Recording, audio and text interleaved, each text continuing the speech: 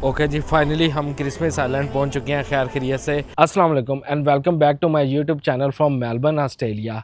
उम्मीद करता हूं आप सब खैर खैरियत से होंगे। अच्छा, आज से हम ऑफिशियली पूरे ऑस्ट्रेलिया के टूर पे निकल रहे हैं। टूर के इस फर्स्ट फेज़ में हम जा रहे हैं Christmas island. Christmas island Australia की एक्सटर्नल टेरिटरी है।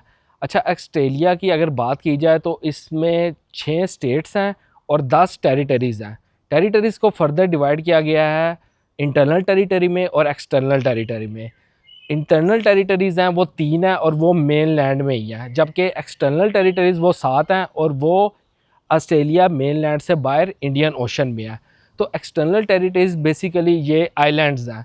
तो इनमें से हम एक आइलैंड जो कि क्रिसमस आइलैंड है वहाँ पे जा रहे हैं। 9 दिन का ये टूर है। वहाँ पे हम जितना हो सका इन 9 दिनों में क्रिसमस आइलैंड को एक्सप्लोर करेंगे। प्लस वहाँ पे एक बड़े यूनिक इवेंट होता है जिसे आप मिरेकल ऑफ नेचर कह सकते हैं। तो हम स्पेशली उस इवेंट को कवर करेंगे। तो मैं बहुत एक्साइटेड हूँ इस ट्रिप के लिए। अभी हमारी मेलबर्न से पर्थ की फ़्लाइट है, क्योंकि क्रिसमस आइलैंड सिर्फ जो फ़्लाइट जाती हैं वो पर्थ से जाती हैं। तो पर्थ में हम जाएंगे, वहाँ पे फिर ओवरनाइट स्टे करेंगे। कल फिर हमारी इंशाल्लाह पर्थ से क्रिसमस आइलैंड की फ़्लाइट होगी। मेलबर्न से पर्थ 4 घंटे 10 मिनट की फ़्लाइट है। तो हम अभी बस एयरपोर्ट के लिए निकलेंगे।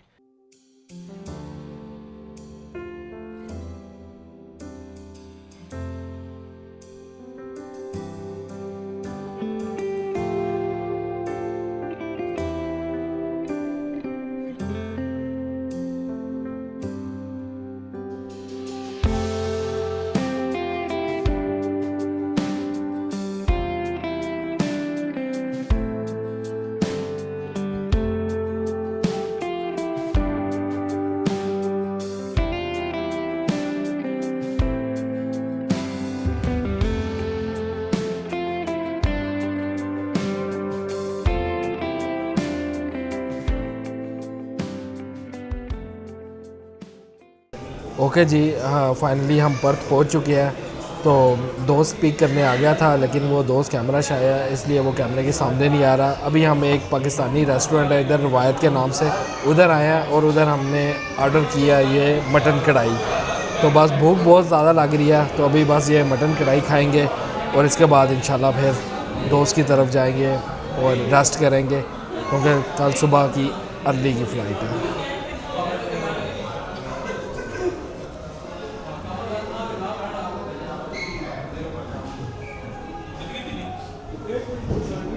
ओके जी, हम अपने रूम में आ चुके हैं। ये दोस्त के घर ही आए हैं। तो ये काफ़ी बड़ा घर है, 6 बेडरूम है इसमें और 2 बेडरूम इनके पास अभी खाली थे। तो उनमें से एक बेडरूम उसने मुझे दिया। ये आपको बेडरूम दिखा देते हैं। तो ये बेडरूम है, काफ़ी स्पेशियस है। तो बस अभी काफ़ी थका हुआ हूँ, अभी रेस्ट करते हैं, क्योंकि सुबह फिर हमने निकलना है क्रिसमस आइलैंड के लिए। तो इंशाल्लाह आपसे सुबह मुलाकात होती है।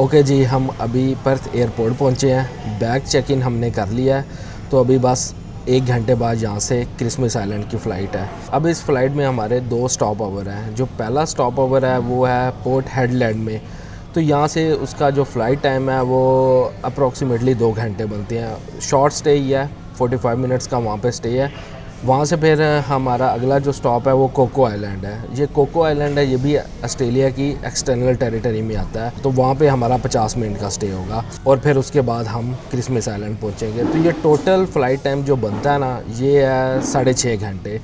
तो अभी बस यहाँ से कॉफ़ी ली है, तो अभी कॉफ़ी पीते हैं और उसके बाद फिर अपनी फ़्लाइट पकड़ते हैं।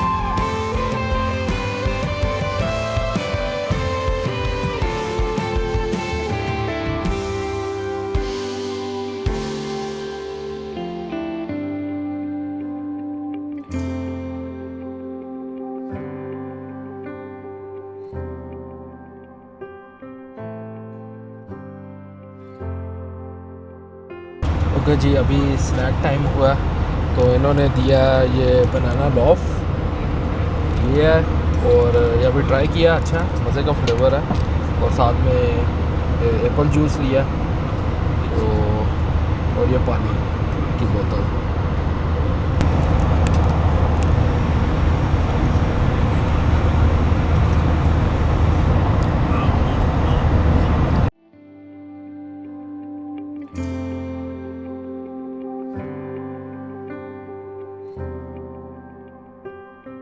ओके जी, हम अपने फर्स्ट स्टॉप पोर्ट हेडलैंड में पहुंच गए हैं। अभी यहाँ पे प्लेन की रिफ्यूलिंग हो रही है, तो बस इस वजह से ये सिर्फ 45 मिनट का स्टॉप है।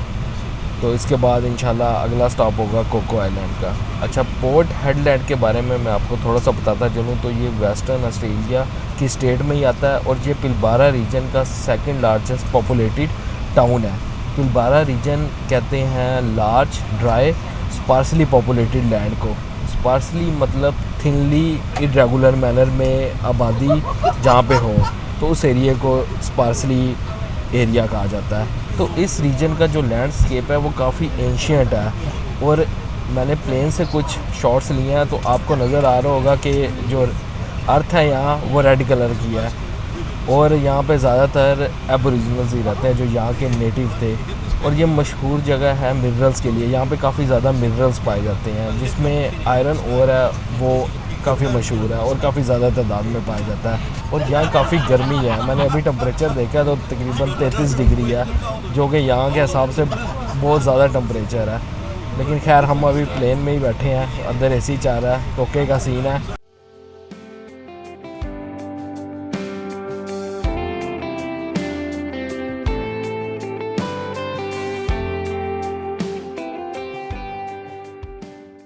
ये वेजिटेबल राइस और ऊपर ये टोफू है और साथ में एक सॉफ्ट ड्रिंक। तो ये हमारी जी मेन मील है।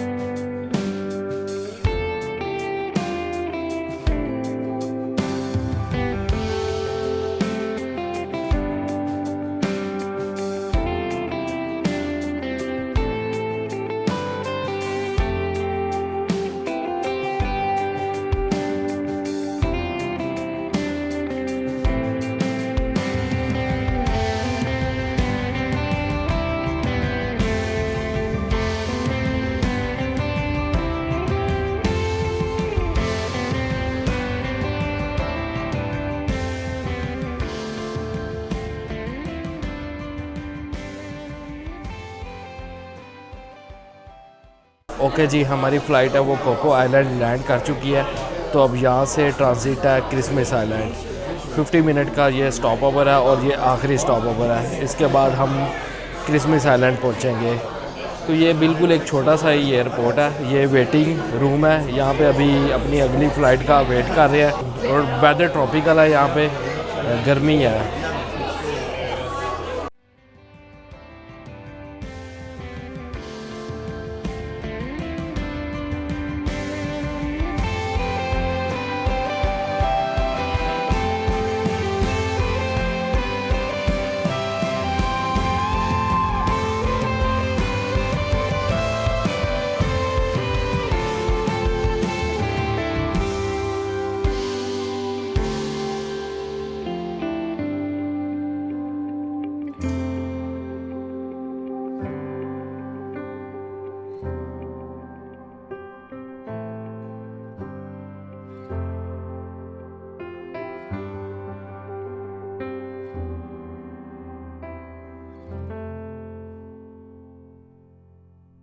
ओके जी, फाइनली हम क्रिसमस आइलैंड पहुंच चुके हैं खैर खैरियत से। अभी बस एयरपोर्ट से बाहर आए हूँ, बायो सिक्योरिटी क्लियरेंस और बैगेज लिया है। बायो सिक्योरिटी क्लियरेंस यहाँ पे वो मैंडेटरी होती है जब आप ओवरसीज़ से आएँ, तो ये इंटरनेशनल एक किस्म की ये डेस्टिनेशन काउंट होती है। बेशक आप ऑस्ट्रेलिया से भी आ रहे हैं, ये नो डाउट ऑस्ट्रेलिया का हिस्सा है, लेकिन ये एज आ इंटरनेशनल डेस्टिनेशन काउंट होगी। तो इसमें ये है बायो सिक्योरिटी कि आप कोई प्लांट, सीड्स या वेजिटेबल, मीट इस तरह की चीज़ ना लाएं। तो ये है। तो अभी बारिश यहाँ पे स्टार्ट हो गई है, तो बस अभी जल्दी से गाड़ी यहाँ पे पिक कर लिया। यहाँ से ही एयरपोर्ट से ही हमने रेंटल कार हायर कर ली थी। तो बस अभी अब गेस्ट हाउस की तरफ चलते हैं जहाँ पे रूम लिया हुआ है। ओके जी, हम अपने रूम में पहुँच चुके हैं। ये एक गेस्ट हाउस ही है और गेस्ट हाउस के अंदर सिंगल रूम्स भी हैं और डबल रूम्स भी हैं। हमने सिंगल रूम लिया है, ये हमें पड़ा है 65 ऑस्ट्रेलियन डॉलर पर नाइट। 8 नाइट्स का हमारा यहाँ पे स्टे होगा और टोटल जो इसकी कॉस्ट आई है वो $520 है। तो ये काफ़ी मुनासिब मिल गया है क्योंकि ये पीक सीज़न है, तो यहाँ पे रेंट्स बहुत ज़्यादा हैं, तो हमें सबसे सस्ता ये रूम मिला है। बाकी मैं चेक कर रहा था मोटल्स, होटल्स, लॉजीज़, तो वो काफ़ी महंगे थे, अप टू 200 और 200 प्लस पर नाइट, तो वो काफ़ी एक्सपेंसिव पड़ रहा था। तो अल्हम्दुलिल्लाह ये हमें बड़ा एक मुनासिब मिल गया और रूम भी अच्छा है, इतना बड़ा नहीं है लेकिन इतना छोटा भी नहीं है। सारी फैसिलिटीज़ रूम के अंदर हैं, एसी लगा हुआ है, तो यहाँ पे गर्मी भी है, ट्रॉपिकल वेदर है यहाँ का। अब क्रिसमस आइलैंड की जो सबसे ख़ास बात है ना, वो यहाँ पे दुनिया की सबसे बड़ी माइग्रेशन होती है। ये माइग्रेशन होती है रेड क्रैब्स की migration. More than 100 million red crabs वो माइग्रेट करते हैं। अब ये माइग्रेशन कहाँ से शुरू होती है, कहाँ पे ख़त्म होती है, ये माइग्रेशन क्यों होती है और ये माइग्रेशन किस सीज़न में होती है, इसके बारे में सारी डिटेल्स मैं आपको रेड क्रैब माइग्रेशन के व्लॉग में बताऊंगा। तो बस आज के इस व्लॉग को यहीं पे ख़त्म करते हैं। अभी काफ़ी थका हूँ, सारा दिन सफ़र में गुजर गया। अभी बस खाना खाऊँगा और उसके बाद सो जाऊँगा। तो इंशाल्लाह आपसे मुलाकात होती है अगले व्लॉग में। चैनल को लाइक, शेयर और सब्सक्राइब करना ना भूलिएगा। अल्लाह हाफिज़।